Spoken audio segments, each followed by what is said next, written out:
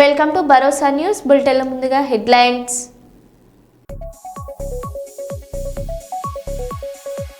హైదరాబాద్లో పెళ్లి ముసుగులో మోసాలు, బ్లాక్ మెయిల్ ఘటనలు పెరుగుతున్నాయని పోలీస్ కమిషనర్ వీసీ సజ్జనార్ హెచ్చరిక.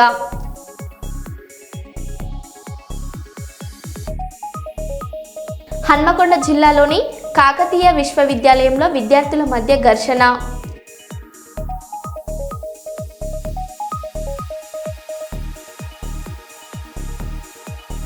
తూర్పు గోదావరి జిల్లాలో కల్తీ పాల కలకలం.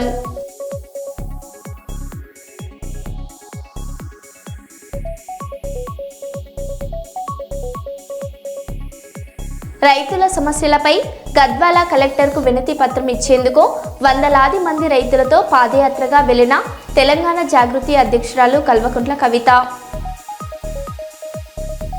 హన్మకొండ జిల్లా కమలాపూర్ మండల కేంద్రంలోని స్థానిక బస్టాండ్ వద్ద ధర్నా, రాస్తారోకో నిర్వహించిన రజకులు.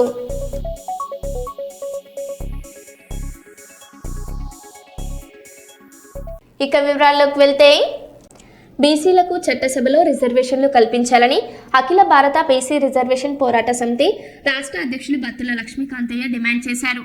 కర్నూలులో నూతన కార్యాలయాన్ని మాజీ మంత్రి కేఈ ప్రభాకర్ ప్రారంభించారు. ఎస్సీ ఎస్టీల తరహాలోనే బీసీలకు రిజర్వేషన్లు ఇవ్వాలని, కేంద్రంలో ఓబీసీల కోసం ప్రత్యేక మంత్రిత్వ శాఖ ఏర్పాటు చేయాలని కోరారు. కులగణన ఆధారంగా రిజర్వేషన్లు కల్పించాలని నేతలు ప్రభుత్వాన్ని డిమాండ్ చేశారు. జై బీసీ, జై జై బీసీ.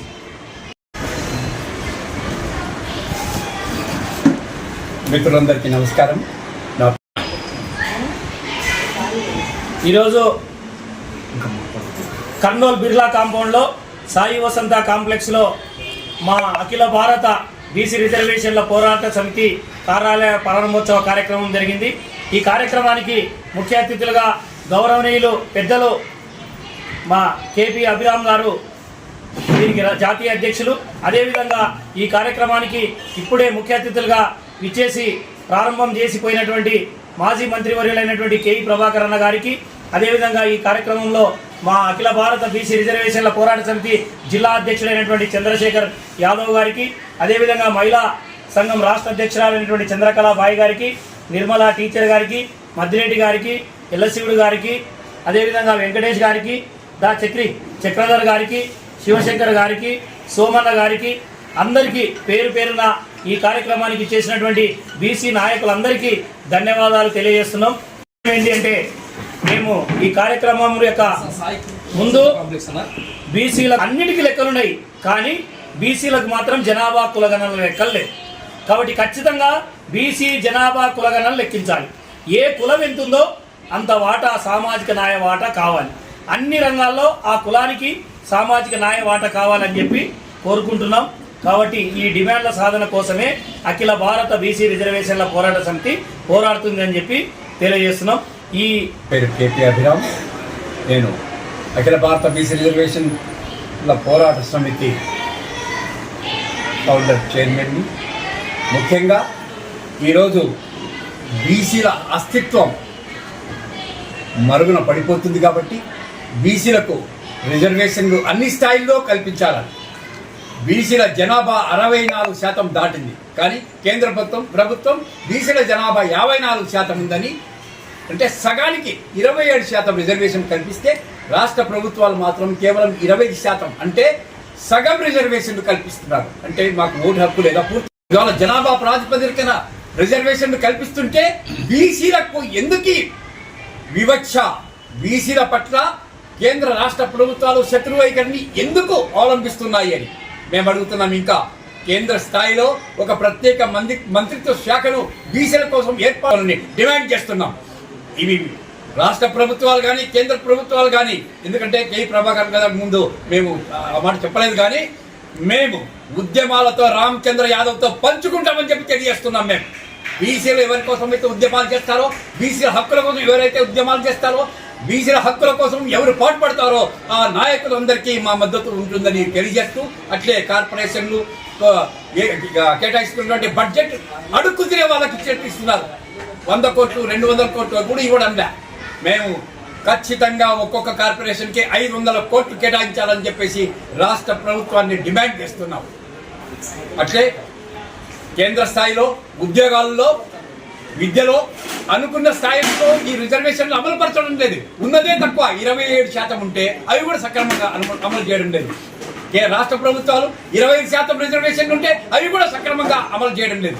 చాలా ప్రతిష్టాత్మకమైనటువంటి కేంద్ర విశ్వవిద్యాలయాలు, ఐఐటీస్, ఐఐఎంస్, దాంట్లో బీసీలకు కేటాయించినటువంటి సీట్లు మిగిలిపోతున్నాయి, వృధా అవుతున్నాయి.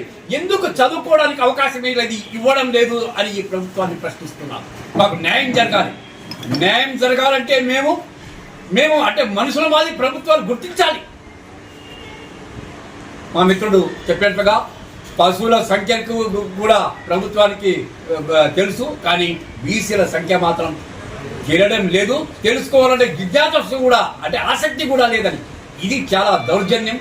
మా పట్ల బీసీల పట్ల శత్రు వైఖరిని రాష్ట్ర కేంద్ర ప్రభుత్వాలను విడనాడి మా సంక్షేమం కోసం తీసుకునే అరకొర చర్యలైనా కానీ తక్షణమే చేపట్టాలని చెప్పి విజ్ఞప్తి చేస్తున్నాం. అభిరామ్ కేపీ. జనగామ జిల్లా పాలకుర్తి మండలం గూడూరు గ్రామంలో వసతులు కల్పించాలని గురుకుల పాఠశాల బాలికలు రోడ్డుపై ధర్నా. ఉపాధ్యాయులు లేక ఇబ్బంది పడుతున్న విద్యార్థినులు సమయానికి అన్నం పెడతలేరని రోడ్డుపై బైఠాయింపు. న్యాయం జరిగే వరకు ఇక్కడి నుండి కదిలేది లేదని రోడ్డుపై కూర్చున్న విద్యార్థినులు. అర్ధరాత్రి పాఠశాలలో క్షుద్ర పూజలు చేస్తున్నారని భయభ్రాంతులకు గురవుతున్న విద్యార్థినులు.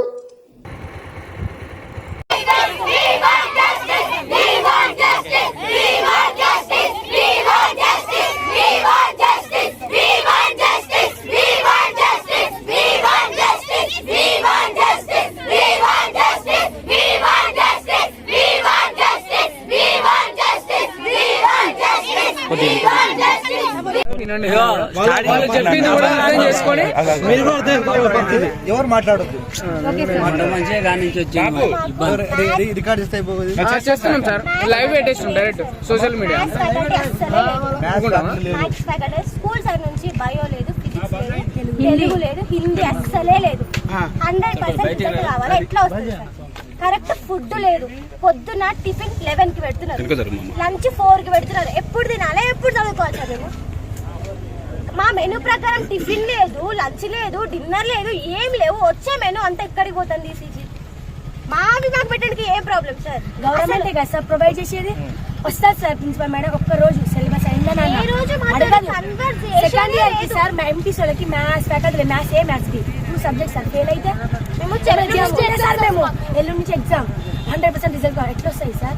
ఒక రోజు రిజల్ట్ రావాలి, రిజల్ట్ రావాలి అంటే ఎట్లా చదువుతారు? ఒకరు అడగారు సార్, వచ్చి అడగారు సైజ్ చేసుకొని తింటారు సార్. ఆమె మేడమే చూసుకుంటే మా పరిస్థితి సార్. గవర్నమెంటే వచ్చినప్పుడు గవర్నమెంట్ ఫుడ్ పెట్టినప్పుడు మొత్తం వేడబోతుంది సార్. చిన్నపిల్ల మొత్తం ప్రోటీన్ 600 మెంబర్స్ లో బాత్రూమ్ అన్నప్పుడు ఖరాబ్ అవుతుంది. ఏమన్నా ఆమె పేరు తీసేది అందరు మంచిగా చెప్పారు.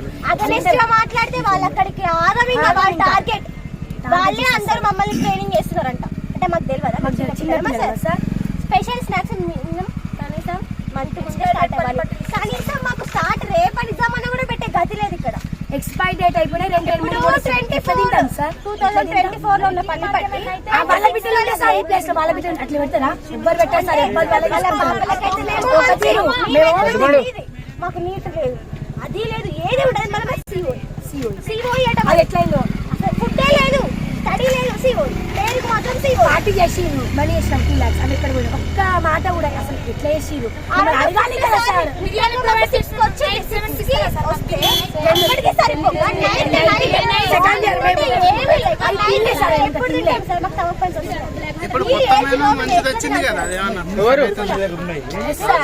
పురుగుల అన్నం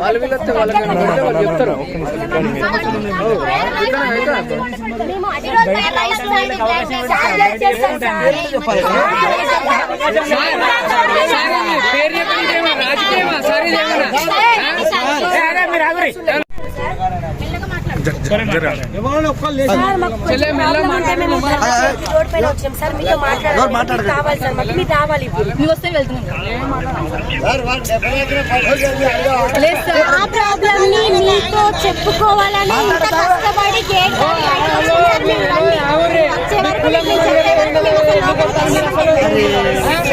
మేము ఆడపిల్లలం సార్. ఎంత బాధ ఉంటే సార్ ప్రిన్సిపల్ వద్దు సార్ అసలు. మాకు ప్రిన్సిపల్ వద్దు సార్.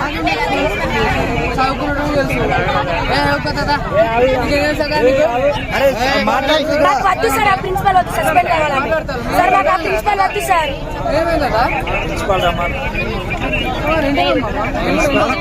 మాకు ఆ ప్రిన్సిపల్ వద్దు సార్. ఎంత బాధ ఉంటే మేము రోడ్ ఎక్కుతాం సార్. ఇప్పుడు ప్రిన్సిపల్ సమాధానం చెప్పండి సార్. వద్దు సార్, మీరు టైం 4 అవుతుంది సార్. మేము 1 కి రోడ్ పైన వచ్చి ఇప్పుడు ప్రిన్సిపల్ లేదు. ప్రిన్సిపల్ లేదు సార్. లోపలికైతే వెళ్ళాం సార్ మేము మీరు అర్థం చేసుకోండి సార్.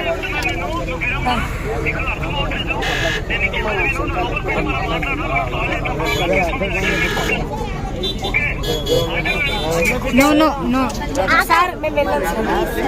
ప్లీజ్ సార్, మా బాధ సార్ మీరు అర్థం చేసుకుంటారనే ఆడపిల్లల మేము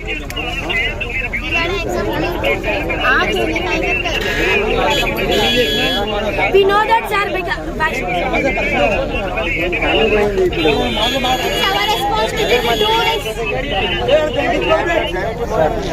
సార్ మీరు ఎంత చెప్పినా మా ప్రాబ్లం మాకు మాత్రం న్యాయం జరగాలి సార్. బీఆర్ఎస్ హయాంలో వరంగల్ అభివృద్ధి కుంటుపడిందని వరంగల్ పశ్చిమ ఎమ్మెల్యే నాయన్ రాజేందర్ రెడ్డి విమర్శించారు. హన్మకొండలో మీడియాతో మాట్లాడుతూ 10 ఏళ్లు అధికారంలో ఉన్న బీఆర్ఎస్ పట్టణానికి ఏమి చేసిందో చెప్పాలని సవాల్ విసిరారు. ఎంజీఎం ఆసుపత్రి అభివృద్ధికి కృషి చేస్తున్నామని, త్రాగునీటి సరఫరా కోసం 538 కోట్ల టెండర్లు తెచ్చామని తెలిపారు. మాజీ ఎమ్మెల్యే దాస్యం వినయ్ భాస్కర్ అభివృద్ధిపై చర్చకు సిద్ధమైతే ఆయన ఇంటికైనా వస్తానని వ్యాఖ్యానించారు. దాని మీద మీ సాక్షిగా చర్చ కూర్చుందాం.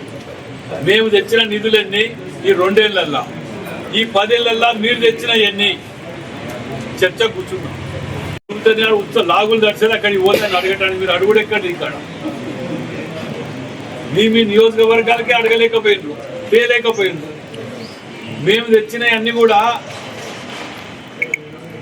విలేకరుల సమక్షంలో పెడుతున్నాం. మేము తీసుకొచ్చిన జీవోలు చూపిస్తున్నాం. మేము మాట్లాడే ప్రతిని కూడా ఇవాళ వరకు నేను పెట్టిన ప్రతి ప్రెస్ మీట్ కూడా ఇన్ఫర్మేషన్ యాక్ట్ లేదో జీవో కాపీల ఆధారంగా చూపిస్తున్నాం. ఫిజికల్ గా కూడా వర్కులు అయితే తీసుకుపోయి చూపిస్తున్నాం. ఆ వర్కులు అయ్యే కాడ కూడా ప్రెస్ మీట్ పెడుతున్నాం. మీరు పెట్టిన ఏమున్నాయా గతంలో అటు తీసుకపోతే టెక్స్టైల్ పార్క్ అని అదొకటి అది అవ్వపడుతుంది. అదేంటిది దాన్ని ఏమంటారు, ఓ స్తూపంతిగా పెట్టింది అవ్వపడుతుంది. మళ్ళీ వచ్చిన ఖర్చు ఏంటి కోట్లయినాయి అప్పుడు అట్టాసందా. అండర్ గ్రౌండ్ డ్రైనేజ్ అంటే 10 ఏళ్ళు ఉంటుంది. అన్ని మాట్లాడిపోతుంది. ఖమ్మంకు, కరీంనగర్ చుట్టుపక్కల సిద్దిపేట వీటికి ఉంటాయి. వరంగల్కు లేకపోతే సిగ్గు అనిపించలేదు. ఇంకా ప్రెస్ మీట్ పెట్టి మాట్లాడుతున్నారు ముఖ్యమంత్రి గారి పర్యటనని. ఏదో మేము ఉన్నాం, బతుకున్నాం. టీఆర్ఎస్ పార్టీలో మేము లీడర్షిప్లో వరంగల్ జిల్లాలో ఇంకా పార్టీ బతుకున్నదని చెప్పుకోవడానికి ఆ దోసుకున్న ఆ ప్రెస్ మీట్ పక్కదాంట్లో పెట్టుకొని 2 వట్టి దీనికి మీరే సపోర్ట్ కొట్టుకోవడం, భజన కొట్టుకోవడం. ఈ బ్లేడ్ బ్యాచ్ పొద్దుగా లేస్తే అటు ఉంటుంది ఒకటి ఆంధ్ర సైడ్ అటు తిరుగుతుంటారు బ్లేడ్ బ్యాచ్ అని. మరి ఏంటంటే ఏడ మీటింగ్ అయితే ఆడ పాల్గొంటారు. వీళ్ళు 10 మంది జేబులు కొట్టుకుంటూ తిరుగుతారు. 2 మంది ఎక్కుంటారు కదా ఆడ.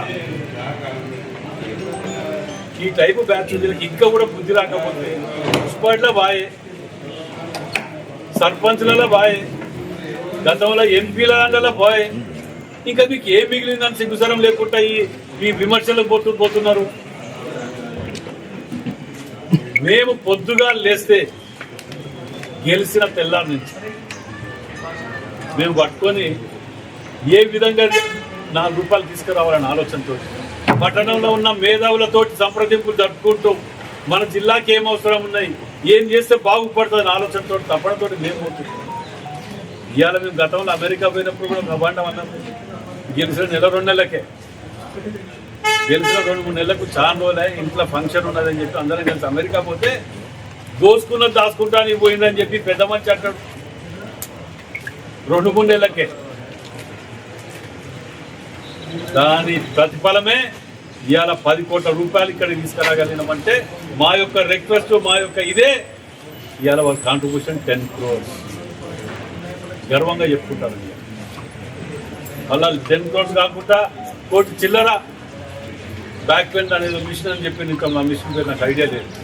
దాన్ని కూడా తీసుకొచ్చి ఎస్టాబ్లిష్ చేస్తున్నారు. కానీ ఏం చేయము 10 మంది వేస్తారు టెండర్లలో, ఎక్సెస్ పోతుంది. వీళ్ళ టెండర్లకు మా దానికి డిఫరెన్స్ ఏంటో తెలుసా? మాది లెస్ పోతుంది, వీళ్ళది ఎక్సెస్ పోతుంది. వాళ్ళ దాంట్లో 1 లేదా 2 టెండరే ఉంటుంది. 10 ఏళ్లలో కూడా ఎవరిని అయ్యనియరు, ₹1 పెట్టాలి, దోసగా తినాలి. మాది రూపాయి అని గవర్నమెంట్ ఇచ్చిన రేటుకు 80 పైసలకి మేము చేస్తామని చెప్పి ముందుకు వచ్చి అది మా గొప్పతనం. దాన్ని గమనించండి దయచేసి. 10 మంది వేస్తారు టెండర్లు మా దాంట్లో. ఏదంటే కూడా సింగిల్ టెండర్, డబుల్ టెండర్ ఉండదు. ఇవాళ చూడండి మీరు, నిన్న ఆ దాడులు, దౌర్జన్యాలు 2.5 ఏళ్ళకెళ్ళి గుండాయిజం లేదు, కబ్జాలు లేవు, దౌర్జన్యాలు లేవు, రౌడీజం లేవు, ఎక్కడెక్కడ సాఫ్ తీసుకుంటుంది. మళ్ళా వాడు తాగి 86% ఆల్కహాల్ కార్పొరేటర్. ఎవరు ఏం చేయాలనుకుంటారు? మీకు ఏదైనా చాతనైతే అభివృద్ధి చేయడానికి 4 సలహాలు ఇవి. ఇంటికి వస్తా చెప్పున్నా, నువ్వు రమ్మంటే నీ ఇంటికి వస్తా, నా సలహాలు చెప్పు. కర్నూలు నగర శివార్లోని ఏపీ మైనార్టీ రెసిడెన్షియల్ బాయ్స్ స్కూల్లో సంచలన ఆరోపణలు వెలుగులోకి వచ్చాయి. ప్రిన్సిపల్ పుష్పరాజ్ 8వ తరగతి విద్యార్థులతో బలవంతంగా చపాతీలు చేయిస్తూ తోటి విద్యార్థులకు వడ్డింపచేస్తున్నారని తల్లిదండ్రులు ఆరోపిస్తున్నారు. మెనూ ప్రకారం భోజనం ఇవ్వకపోవడం, కనీస సౌకర్యాలు లేకపోవడంపై ఆగ్రహంతో తల్లిదండ్రులు పాఠశాల ముందు ఆందోళనకు దిగారు. అధికారుల నిర్లక్ష్యమే ఇందుకు కారణమని విమర్శిస్తున్నారు.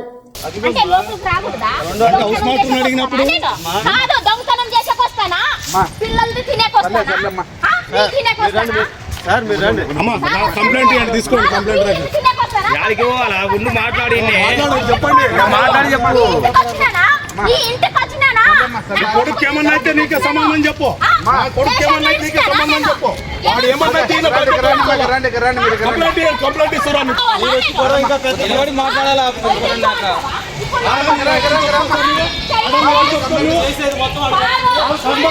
ఆడవాళ్ళు తప్పమంటారా సార్?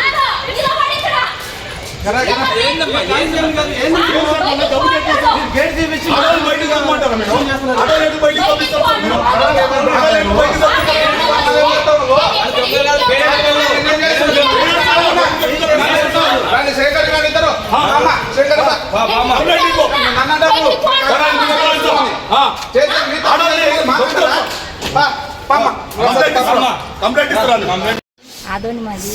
మా అబ్బాయి చదివేకి 5వ తరగతి నుంచి చదువుతున్నాడు. ఏమన్నా చూసేకొస్తే కూడా బయట నిలబడాలి సార్. రైతుని ఇచ్చినప్పుడు మీటింగ్ ఉంటే కూడా 4 గంటల వరకు చేస్తాడంట. అంతవరకు వెయిట్ చేయాలంట. ఇక్కడ చపాతీలు చేపిస్తాడంట, చిన్న ఉంటాయంట చపాతీలు. అవి తింటేనే నాకు కడుపు నిండదమ్మా అంటాడు.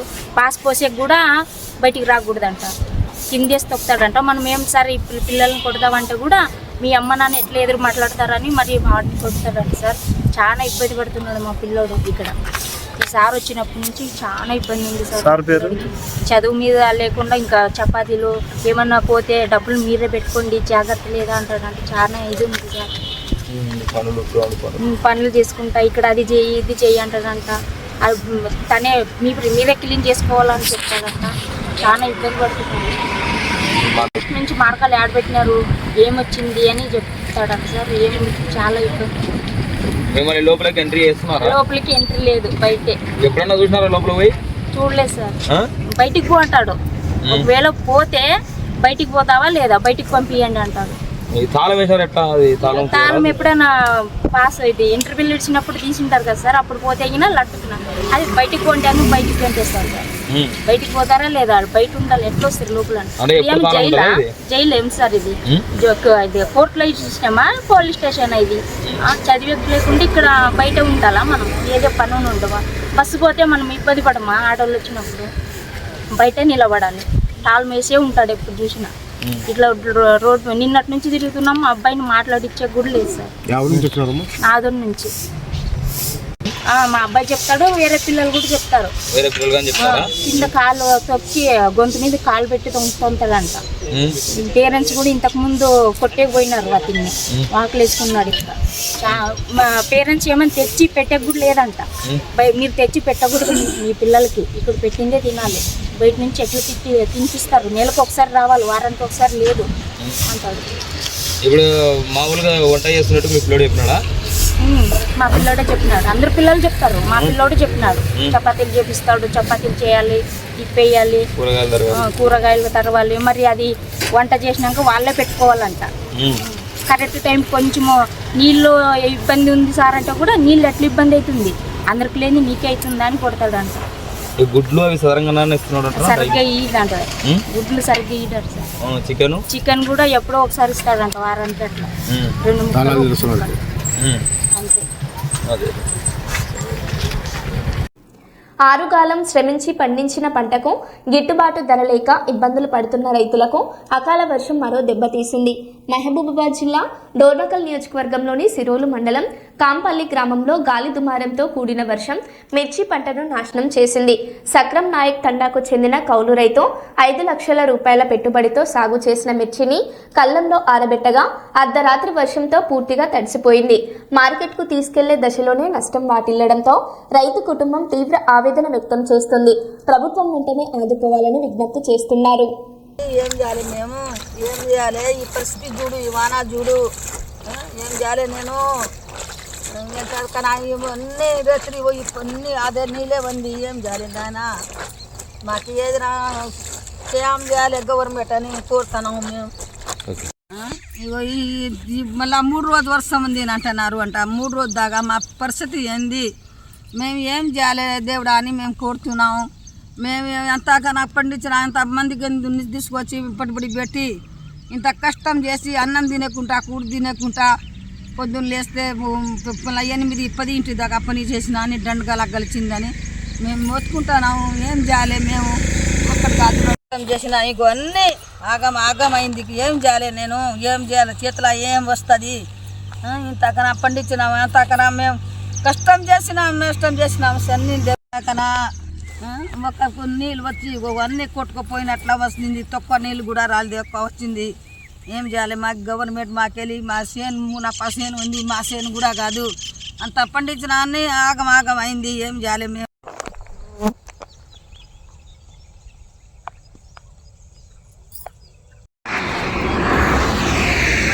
పరిస్థితి వస్తుంది అనుకోలేదు, అన్నీ ఇంకా 3 రోజు దాకా ఈ మిర్చి చేతిలో ఎక్కడ వస్తుంది, ఏం చేస్తుంది, ఏం చేయాలి.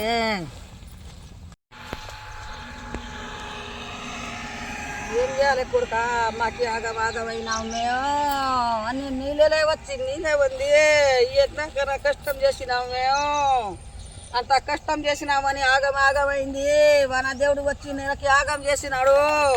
మేము ఏం చేయాలి, ఇంత పడిపడి పెట్టినాము, ఇంత కూలికి 2 లక్షన్నర కూలికి అయింది. ఏం చేయాలి నేను, ఇలాకి కూలి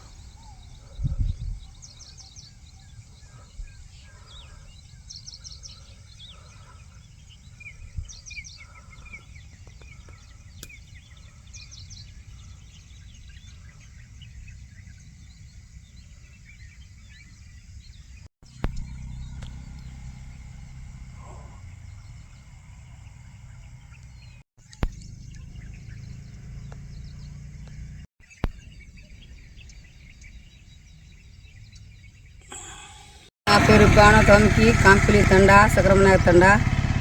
మాకి మేము రైతులు ఇక్కడ రేపు 4-5 ఎకరం మునాఫా చేంజ్ చేసుకున్నాము. మునాఫా చేంజ్ చేసుకున్నప్పుడు 4 ఎకరం తోట వేసినాము, ఎకరం పొలం వేసుకున్నాము. 85 క్వింటాలు మిర్చి అయింది. మిర్చి అయితే మేము ఇక్కడ 2 రోజులు అయితే మార్కెట్కి పోవచ్చు. అంతలే రేత్రి ఇక్కడ పండుకున్నాం. మేము రేత్రి వచ్చి వాన వచ్చి పిడుకులతోటి వస్తే మాకు ఎటో మాయమైనాం. మరి నాకు ఏం తెలియకుంటే అట్లే పొలమన్నీ తడిసి నీళ్ళు ఉంది. పట్ట కూడా పెడితే పట్ట కూడా కొట్టుకుపోయింది. మాకు మళ్ళీ ఏం సాయం గవర్నమెంట్కి వెళ్ళి మేమైతే అడుగుతాము, మాకు ఏదైనా సాయం చేయని అంటున్నాము.